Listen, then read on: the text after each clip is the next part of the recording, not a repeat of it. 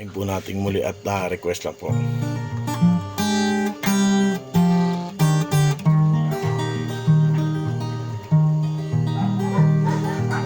Ang tundok ay may salaysay at may kahulugan na dapat mapansin at maintindihan. Kahit sino ka man ay dapat malaman na dito sa mundo ikaw ay tundok lang.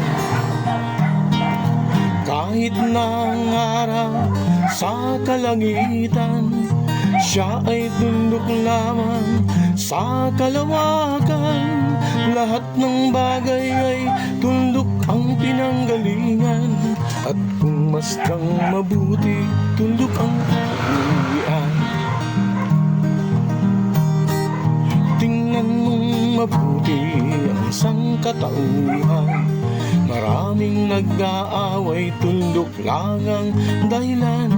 Sa aking nakita, ako'y natawa lang, pagkat ang nangyayari malaking kahibangan.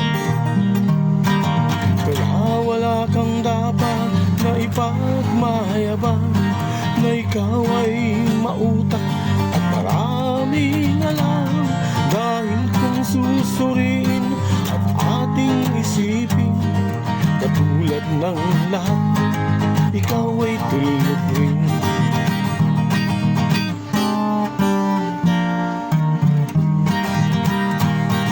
Kaya wala kang dapat na ipagmayabang, na ikaw ay mautak at maraming alam.